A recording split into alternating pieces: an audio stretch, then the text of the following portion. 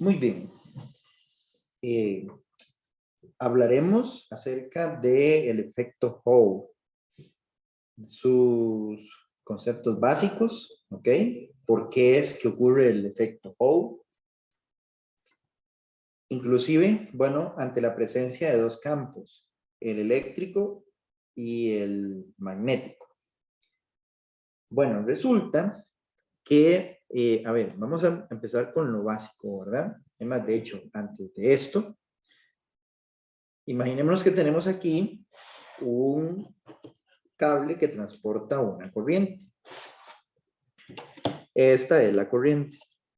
Recordemos que cuando existe una corriente eléctrica, hay dos tipos de partículas. Las dos partículas que hay, ¿verdad? Esta es la dirección de la corriente y uno de los principales exponentes de la ciencia norteamericana, Benjamin Franklin, fue el primero en que, bueno, puede ser que de antes, ¿verdad? Oersted fue uno de los que posiblemente estudió esto también. Se da cuenta que las partículas positivas siguen la misma dirección de la corriente eléctrica, mientras que las partículas negativas siguen en la dirección opuesta, ¿sí? A la corriente.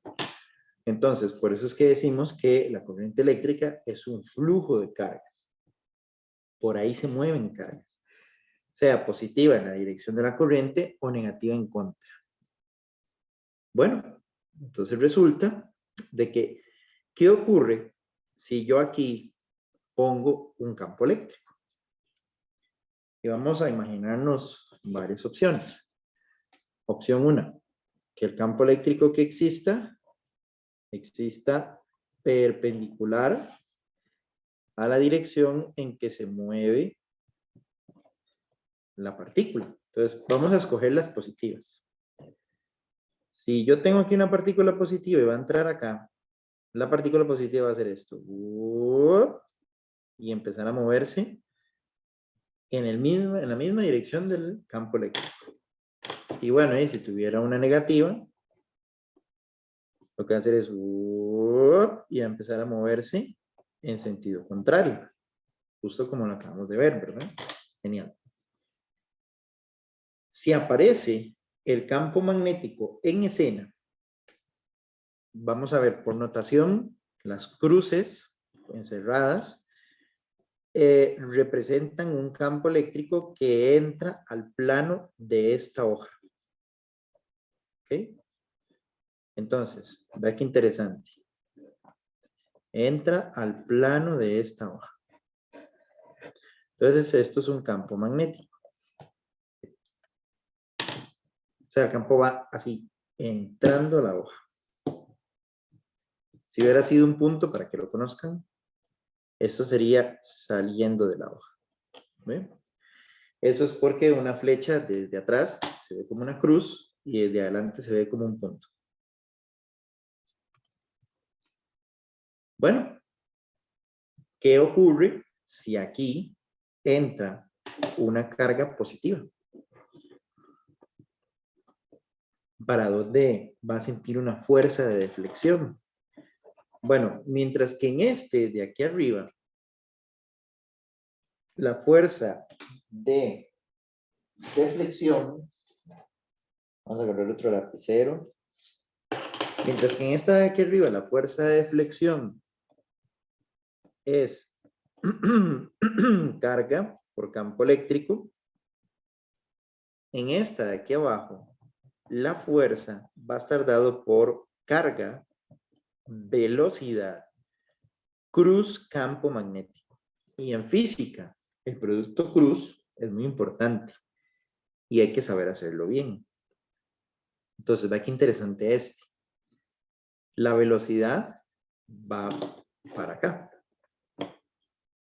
El campo magnético va entrando a la hoja. Si yo, por un instante, ven, agarro los dos marcadores, ¿verdad? Y digo, ok, a ver, vean. El campo magnético aquí va entrando a la hoja y la velocidad viene aquí hacia la derecha. ¿Cierto? Ok. Voy a escoger las tapitas para que me quede más fácil. Es más corto. Ahí está. Ok, entonces el campo, que es en la morada, entrando, y la café, que es hacia la derecha, es la velocidad. ¿Qué ángulo hay entre ellos dos? 90, ¿verdad? Correcto. Entonces, velocidad cierra buscando el campo. ¿Ve? Prácticamente lo que hice fue agarrar este señor, doblarlo para que quede en la misma dirección del campo. Ese movimiento de mano que va hacia adentro, ¿verdad? ¿Ve? De nuevo, aquí, cierro la mano, por eso se llama la ley de la mano derecha. Los dos quedan apuntando hacia abajo, ¿lo ven? Y ve mi dedo. Esa es la dirección de la fuerza. Esa es la dirección de la fuerza. ¿Ve? Entonces yo de nuevo, yo digo velocidad, mano derecha sobre la velocidad. Cierro la mano buscando el otro vector que es el campo y el dedo pulgar es la fuerza. Bueno, entonces significa de que esa partícula positiva va a empezar a hacer esto. ¿Eh? Y a irse para arriba. Por casi que regla de 3, la negativa pues irá hacia abajo. ¿Ve? Pero lo interesante es que el campo magnético y la velocidad son perpendiculares. Igual aquí, la velocidad y el campo eléctrico son perpendiculares. Pero la diferencia es que la fuerza va a torcer la partícula a que vaya en la misma dirección o en contra del campo eléctrico, mientras que aquí la fuerza que se origina va a ser perpendicular al campo magnético. ¿Ok? Bueno, y si tenemos que una corriente es un tren de cargas moviéndose en una dirección, ¿verdad? Bueno, entonces tenemos lo siguiente. Tenemos que al acercar un imán, por ejemplo aquí, y eso, digamos, esa lámina que ustedes están viendo ahí, es un cable con corriente, lo que va a pasar es que se va a dividir en dos las cargas. Unas cargas positivas van a ir hacia un lado y unas cargas negativas van a ir hacia el otro. ¿Eh? Eso es el efecto Hall. Inclusive, aquí uno puede calcular un potencial de Hall, ¿verdad? Véalo ahí, es el potencial de Hall, que de hecho podemos calcularlo. El potencial de Hall se va a producir entre las partículas que cogieron hacia la izquierda en comparación a las partículas que cogieron hacia la derecha. Bueno, muy bien. Y vea qué interesante, digamos, ocurre en un semiconductor tipo P, ¿verdad? Bueno, vamos a ver una cosa. Aquí podemos tener, vamos a ver si lo puedo proyectar, otra imagen para que quede tal vez un poco más claro. Vea el efecto Hall, ¿verdad? El potencial Hall que se va a producir debido a la separación de cargas negativas, positivas, debido a la presencia de un campo magnético perpendicular a la dirección de la corriente. ¿Ve? La corriente eléctrica, en este caso, vamos a pintarlo de rojo, en este caso viene aquí, ¿verdad? Viene en esta dirección, pasa por aquí, ahora viene por acá, entra, y aquí no es que no hay nada, no. Aquí va a existir un campo eléctrico, ¿ok? El campo eléctrico, ¿ok? Que se puede originar aquí, ¿verdad? Ahí está. Puede ser en la misma línea o perpendicular a esta separación de cargas que se está produciendo aquí por el campo magnético y generar así el potencial de Hall, ¿verdad? ¿Ok? Perfecto. Bueno, vamos a hacer el ejercicio que teníamos aquí Vamos a ver si queda otro dibujo que enseñarles. Bueno, este tal vez es muy parecido al que ya vamos a hacer, ¿verdad? Este que está aquí. Ve que hay un campo eléctrico perpendicular al campo magnético y hay un electrón ahí que se está doblando. ¿Ven? Bueno, hagámoslo. Aquí está. Es muy sencillo. Consiste en lo siguiente. Tenemos entonces un trozo de material en el cual circula una corriente que lleva esa dirección rosada que ustedes ven ahí. Okay. Hay dos líneas. ¿Okay?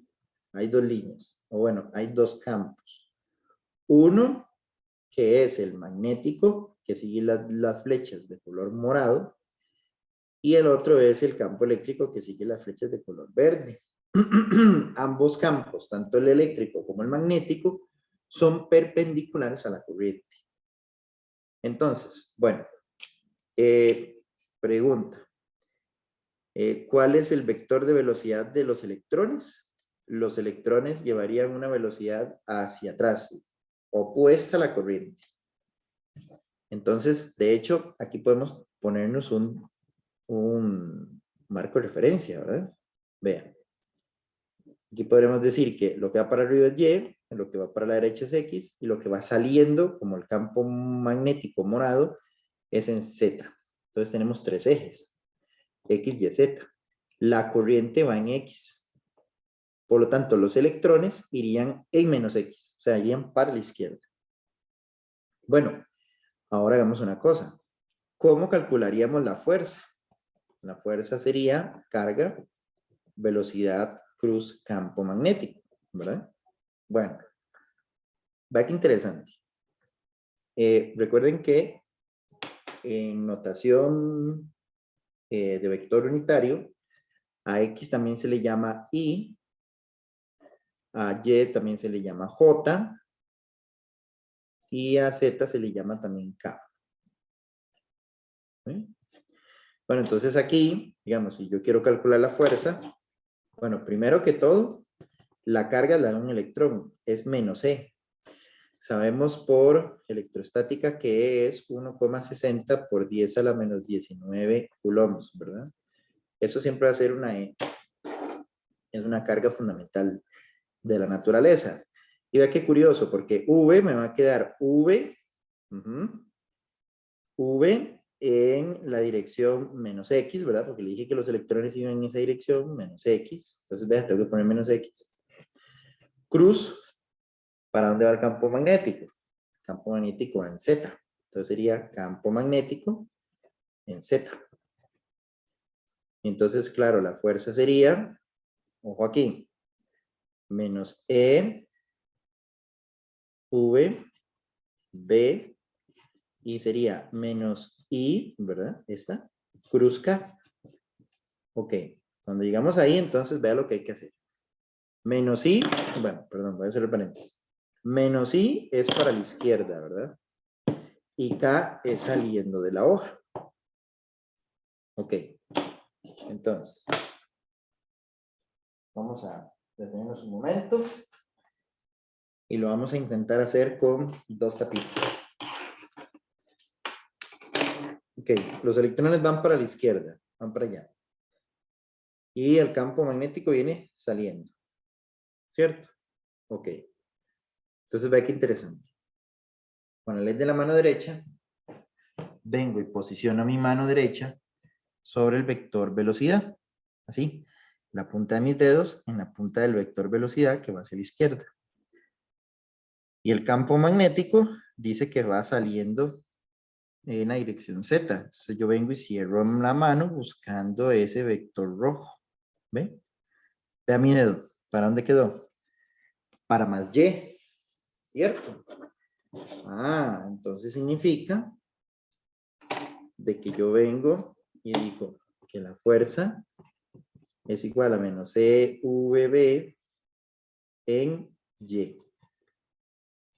Pero, ¿ve este menos? Ah, aunque la ley de la mano derecha me haya quedado viendo para arriba, que los electrones están sintiendo una fuerza hacia arriba, Por su carga, la fuerza se voltea, ahora va para abajo.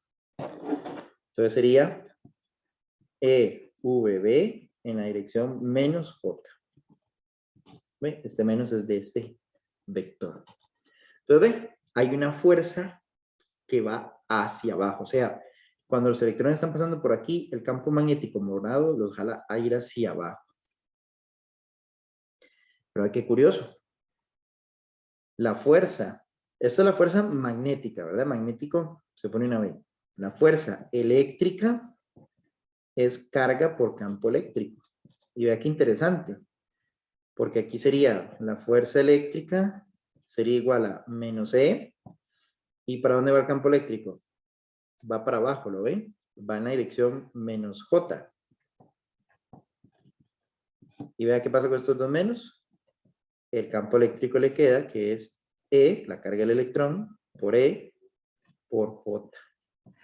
¿Cómo son estas dos fuerzas? La eléctrica y la magnética. Opuestas. Una va para abajo y la otra va para arriba. ¿Ven? Resulta que aquí tiene que igualarse las dos fuerzas. Tanto esta que jala los electrones hacia abajo como esta que jala los electrones hacia arriba. Como las dos fuerzas se tienen que igualar, E por V por B es igual a E por E. Vean qué curioso cómo se van las cargas eléctricas y me da algo muy interesante. La velocidad de las cargas que pasan por aquí.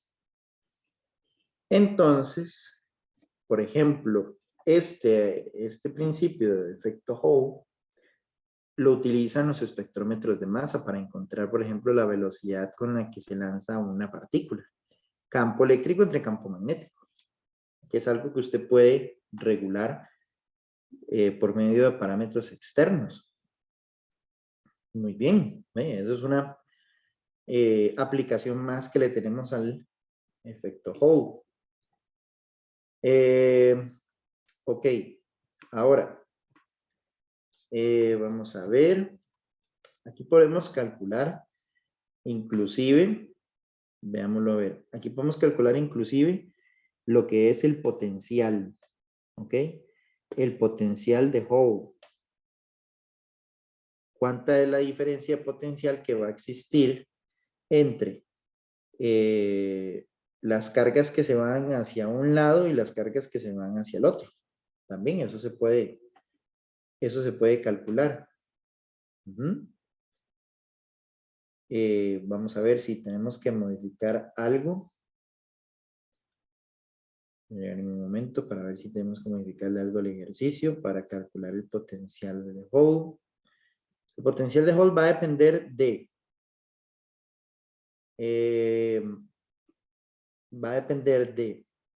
el número de cargas que pueden pasar por ahí, ¿verdad? Calculemos. Calculémoslo un momento. Vamos a darle vuelta a esta hoja. Ok, entonces recordemos bien la imagen, la figura, ¿verdad? Porque vamos a calcular el potencial de Hall. Sería, yo sé que la fuerza magnética, que lo acabamos de ver, fuerza magnética es igual a carga por velocidad cruz campo. ¿Ok? Y a esto, bueno, si yo le pongo la carga de un electrón, ¿verdad? Sería E por la velocidad deriva por el campo magnético. Y yo voy a suponer aquí que el campo, la velocidad y el campo magnético son perpendiculares. ¿Sí? Ahora, yo sé que la corriente es igual a el número de partículas que hay de electrones libres en un metal, ¿verdad? Recordemos que en un metal tenemos electrones libres, que gracias a él es donde circula la corriente, por la carga de un electrón, por el área, muy importante, vean, toda esta área de aquí, por ahí van a pasar los electrones, por la velocidad de deriva. Entonces yo puedo, muy importante, si me pregunta qué es la velocidad de deriva, es que recordemos, eso inclusive está en otro video, Recordemos que un electrón, bueno, una carga cualquiera, una carga positiva, si siente la presencia de un campo eléctrico, él no se va a ir directo, ¿ok? Él no se va a ir ahí, como si esto fuera un río y se lo pasa llevando, sino que hay otros electrones aquí que tal vez pueden provocar obstáculos. Y aquí depende también la temperatura del material. Recordemos que un metal entre más se caliente es menos conductor de corriente eléctrica. Entonces significa que este electrón no lleva una línea recta, sino que él puede sentir las desviaciones por repulsión electrostática de otras partículas que hayan aquí, digamos, de otros protones, por ejemplo, o de otros electrones que van en sentido contrario. Bueno, la velocidad promedio con la que circula una distancia, a eso se le llama velocidad de deriva. ¿Sí? Es un aspecto interesante a nivel atómico, a nivel de cargas. Yo puedo despejar la velocidad de deriva de esta fórmula y venir aquí a fuerza magnética, ¿verdad? Y decir, bueno, aquí esto sería E por I entre NE por A por campo magnético. Entonces la fuerza magnética sería EIB entre, ok, esta área que está aquí, uno puede, qué sé yo, digamos, este es el área de un círculo. Si fuera el área de un conductor que fuera prismático, ¿verdad? Qué sé yo, si fuera aquí rectangular, ¿verdad? Y qué sé yo, este es el ancho T y el ancho W, ¿verdad? El área es el área de un rectángulo, W por T. Cambiémoslo. W por T. ¿Ven? Ahora, eso es la fuerza magnética. Si me voy a la fuerza eléctrica, que era igual a carga por campo eléctrico, me voy a dar cuenta que, recordemos que campo eléctrico, puedo expresarlo como diferencia de potencial entre el grosor, ¿ok? Y voy a decir que el grosor del cable este, ¿verdad? Es W, ¿ok? Y esto es E. Y entonces vea qué interesante con estas dos cosas, ¿verdad? Las igualo, porque las dos fuerzas tienen que ser iguales como lo acabamos de ver ahora. E y B sobre NEWT es igual a Q por delta V. Bueno, esa Q, perdón, aquí estoy haciendo una tontera. Estoy escribiendo dos veces carga. Ya lo había escrito. Aquí. Esta Q se transforma en una E, porque la carga es un electrón, ¿verdad? Y entonces vea cómo las dos cargas eléctricas se eliminan y podemos despegar. Estas dos W también se van. Chao. ¿Qué más? ¿Qué más? ¿Qué más? ¿Qué más? Algo más me hace falta. Bueno, no, nada más. Entonces yo puedo despejar N, que sería I por B entre la diferencia potencial que se va a llamar de Hall por E, la carga eléctrica, por T, que T era un parámetro, ¿verdad? Es el grosor o el alto aquí del material, ¿verdad? ¿Ok? W es, vamos a ver, un momento, no, fui yo que lo puse mal. W es el ancho y T es el grosor. Ahora sí. Perdón, que lo había puesto al revés. Ahora sí. Ahora sí. Muy bien. Y bueno, vean, ese es el potencial de Hall. Yo puedo decir potencial de Hall es igual a I, B, corriente por campo magnético entre el número de electrones libres por la carga de cada uno de ellos por el grosor que haya entre los dos puntos de la placa. ¿Bien? Esto si quiero encontrar la diferencia de potencial de Hall o el voltaje de Hall de los electrones que pasan por ahí. ¿Ves? Si usted quiere encontrar un potencial en un alambre producto a esa separación de cargas, sería eso. ¿Bien? Y muy bien, bueno, por ejemplo, para mencionarle algo, uno puede calcular el número de electrones libres. No sé si usted sabe cómo hacerlo. Por aquello que se pregunte, bueno, ¿y cómo hace uno para hacer eso? El número de electrones libres es igual a la densidad del metal por el número de Avogadro dividido entre la masa molecular del metal. Entonces, por ejemplo, vea. Por ejemplo, un alambre de cobre. Bueno, la densidad del cobre es 8,93 por 10 a la 3. El número de Avogadro es 6,022 por 10 a la 23. Dividido, y si usted busca en una tabla periódica cuál es la masa molecular del cobre, le va a dar 63,5 por 10 a la menos 3 kilogramos por mol. Eso le da el número increíble de 8,466 por 10 a la 28 electrones por metro cúbico. Eso es el número de electrones libre que tiene un trozo de cobre. ¿No ve? Para que más o menos vea. Así se calcula el número de electrones libres que tiene un trozo de cobre. ¿Sí? Genial. ¿Ven? Entonces, esto es el efecto Hall, que en vehículos eléctricos se aplica muy bien. Por ejemplo, en el asunto de las baterías, ¿verdad? Podemos establecer o medir la corriente que pasa a través de un cable, por ejemplo, una batería, de un cable que no es cilíndrico, sino que es prismático como este, a través del efecto Hall. Podemos calcular el potencial de Hall midiendo el campo magnético. Por eso es que se necesita una espira perimétrica para medir, por ejemplo, la corriente a partir del campo magnético que genera ese cable que transporta corriente. Muy bien.